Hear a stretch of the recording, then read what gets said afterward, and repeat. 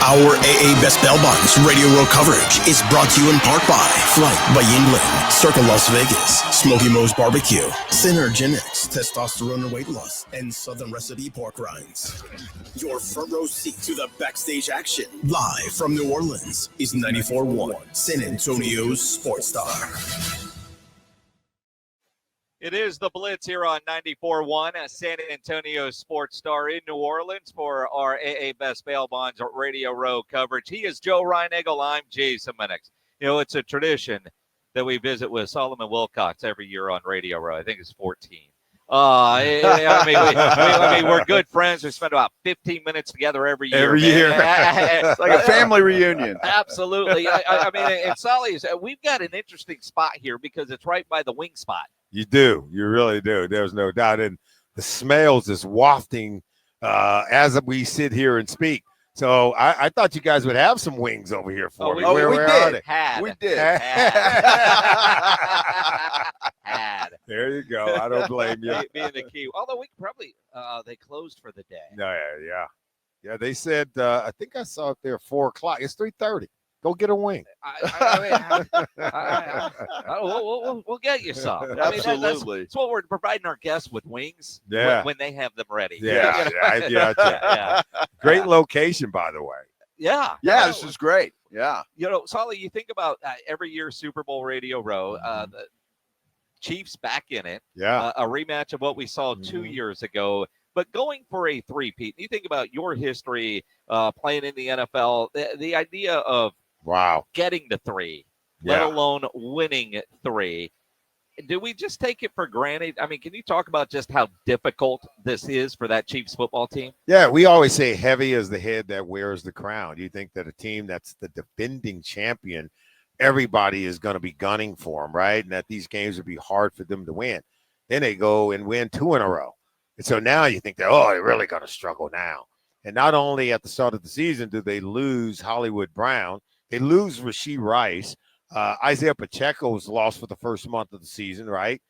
And they just continue to win. The games are close, but they find a way to win 17 in a row when they're decided by 1 score or less. So it's remarkable what they're doing. This represents excellence. They ought to be commended for what they've done and how they continue to rebuild through the draft. They are able to find at least the right player to plug and play, whether it's DeAndre Hopkins, whether it's Juju Smith-Schuster, and just add them in there, and they seem to fit in. And the humility, because these guys are stars elsewhere, and here they come in, and they might have 9 catches on the year, but no complaining, right? I guess when you play with Pat Mahomes and play for Andy Reid, you can't complain. You really can't. Is that a culture thing, Solomon? When you talk about guys that you're talking about going in there, it's just the culture of that football team? Absolutely. I think you just defined it. It's a mindset, right? That we're here to win. That we're not here for your numbers or for your numbers. And I heard one coach says, every day I walk into the office, I walk by Vince Lombardi trophies that sit in the trophy cabinet. I don't walk past rushing titles. I don't walk past MVPs. I don't walk past the leading receivers title. So, it's about the team. It's about the collective. Andy Reid is really good at that, and he doesn't have a problem to get his players to buy in at all. Definitely not. Solomon Wilcots joining us here on the Blitz. We're a Cowboys station. Yeah. We talk a lot of Cowboys. What were your thoughts on the hiring of Brian Schottenheimer as the new head coach? First of all, I was like, that's interesting. But I wanted to kind of hear and see. You kind of just like maybe there's a vision here I didn't think about, because I'm a great admirer of his dad, of Marty Schottenheimer. And Brian's been a good coach, in this league. He really has. But then when Jerry makes the announcement, calling him a risk, right? Said that he has baggage. And I'm like, wait a minute now. So now I'm starting to really worry. I'm like, well, what does he know about Brian that I don't know? Maybe did he have to get Brian out of a, kind of out of a garbage can and clean him up or something? What is he talking about? What does he mean? He's got baggage. What has he done that we don't know? I don't want to overthink it, right? But imagine you were just hired on a job and they're bringing you in They're making a big to-do of it, enough to call a press conference. And then you're being introduced to your co-workers and the people you're going to be managing. As someone with baggage. Thanks for the pep talk. As someone who's a huge risk. How you think your leadership's going to get challenged maybe every now and then? Yes. Probably so. Absolutely. You know, when you look at the Dallas Cowboys and America's team for so long, and they were so great in the mid-'90s, but have been in a real bad drought. When you look at that team, I mean, to us, it's sad because we hear from Cowboy fans all the time, just get frustrated. As a former player, when you look at a team like that, and there are several in the NFL that are iconic football franchises, what are your thoughts? Yeah, I think they missed it. I think there were times when they wasn't too long ago, they had one of the best offensive lines in football. They had Ezekiel Elliott, and they had Dak Prescott. They didn't, and they had Des Bryant. I thought was a really good receiver. They had Jason Witten. Des caught it. Yeah. They would have won the Super Bowl that year. Yeah, he did catch it. No, he did catch it. And Jason Witten was one of the great tight ends. I remember watching Jason Witten when he was at Tennessee. I said, "Ooh, this dude can." I mean, I just thought he would be a great player. He turned out to prove me right. He was a great player. My point is, they've had this run since the 90s where they've had really good players. They've had great offensive lines. They had the great running back. They had the great receivers. They had the great quarterback. What's the problem? Why can't there's this thing. Jerry is a great owner, great marketeer, makes great money. Like all great owners, he needs to get out of the way. You let the people do it. This was the problem he had with Jimmy Johnson. He tells Jimmy, he wants some of the attention. He wants some of the love. He wants to feel as good as the players. This is a guy that played on a championship team in college, and he probably wouldn't know it, but he did, right? Played at the University of Arkansas, was a good player on a championship team. He knows this game. He knows that's not healthy. Is that Fred Gaudelli in the house? So that's my guy right there, man. So anyway, he knows this. You can't have a press conference, running parallel to the coach's press conference. That there has to be one voice. There has to be one leader.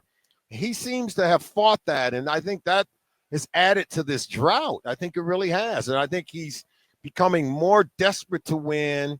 The losses hurt more as he ages. I think that loss against Green Bay really hurt him. Yeah. It left him paralyzed because he did nothing in free agency. He did nothing. He just sat still. He did nothing. And that you let all the other teams go out and buy and spend and get players, and you did nothing. When you do nothing in this league, you fall behind. Mm-hmm. So doing nothing means you are losing ground. And it hurt Mike McCarthy, right? And it hurt him to have him going into a lame duck year, but you didn't give him more talent. Come on, man. Yeah. Come on, man. The writing was on the wall on that one. If you guys didn't know what was going to happen on that one, I could have told you what was going to happen. Exactly. Offensive line got worse.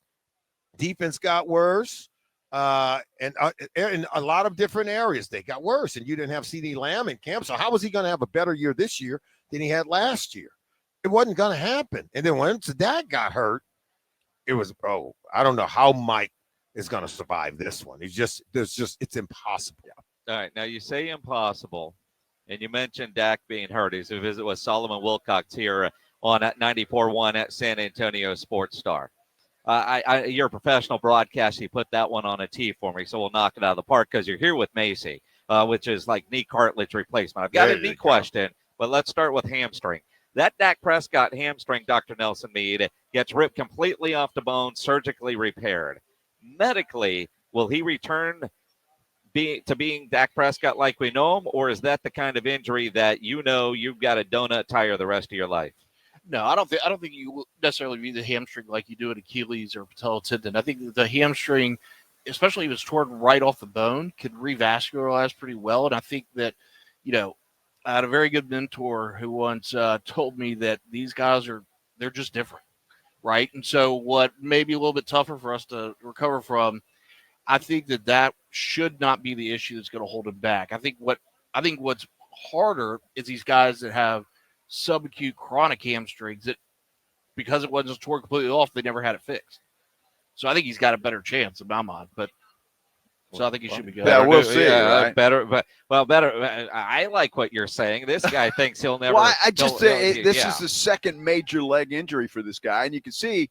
I mean, it affected his mobility already, and I'm just thinking with this one as well, he may just be a statue back there. So that's the bigger picture, right? Is it's not, if you look at this injury in a vacuum, yeah, but you're right. In the bigger picture, you look same on the affected side, it's might be a struggle. Yeah, all right, and then you've got Diggs, who's had knee surgery after knee surgery. Can your products, Macy? Can you help Trayvon? Yeah, I haven't seen his MRIs or anything. It's bad. Yeah, I would imagine. Yeah, it's not good. Most of these guys, yeah, a lot of them are rough. That's crazy. Tell me about Macy. Yeah, so basically what it is, it's a procedure, a two-step procedure to restore cartilage in the knee. So typically, a lot of times, especially in these athletes where they have big injuries, they'll take a hit to the cartilage, that smooth lining that's in the joint. And the problem is it doesn't have a very good blood supply. The only cartilage we have is the cartilage we're born with. And so typically when you get these pothole type defects in that cartilage, the only thing that can subsequently happen is over time those degrade and get bigger and bigger. And so what the Macy procedure has allowed us to do is to go in, identify those, biopsy cartilage, regrow it in the lab, and then come back and replant it. And they've gotten great results over the years with it. It's starting to prove to be very reliable, very effective. And so then you wonder, well, what's the next step to improve outcomes? And right now, the way that it was done was through a larger open incision, about 8-9 inches in length.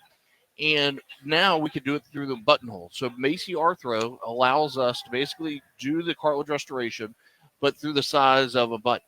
And so the idea being is that it would help, with the postoperative recovery, allow you to address other issues in the knee a little bit more easily than we previously could with a big open incision. So, I've done several. It just got approved in August by the FDA, but so far it's started out great. That's awesome. Solomon, I've got to ask you one question. I know we're up against it. Yeah. I saw this in print, and I had to ask you when I knew you were coming on.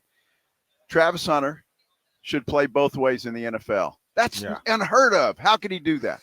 It is. It's rarely heard of, right? I mean, you have to go back. I don't know if you remember Roy Green, who played with the St. Louis Cardinals. This guy was great wide receiver and defensive back. People don't even know that the late, great Don Hudson led the league in interceptions.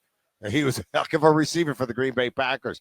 And you're right. We are living in a more specialized period in terms of division of labor. Give a guy one job, let him do that one job at a very high level. I totally get it. But I think you've got to allow a kid to have some fun. If he's young. So if he's showing you that he can do it, I would watch his rep count. I would watch the load management part of it because the games are longer in the NFL. The season is a lot longer in the NFL. But I think initially, because that to me is part of your evaluation as a coach, you should let him play both. So you can know what he does best. How are you going to do that? Just by looking at the tape. If he's going out there and torching your DBs, and then he's going over there and locking down your receivers, then you might want to leave him alone. It's a good point. And let him have some fun and then take it from there. That's all we're saying. Now, is that NFL analyst Solomon Wilcots talking or Colorado alum Solomon Wilcots talking? I think you can accomplish two things at once. So, offense and defense. I got you. He's Travis a special Hunter. young man, Yes. no doubt. Yeah, no he doubt. is. He really Guys, is. Appreciate you jumping on Dr. Nelson Mead. Solomon Wilcots, appreciate it, man.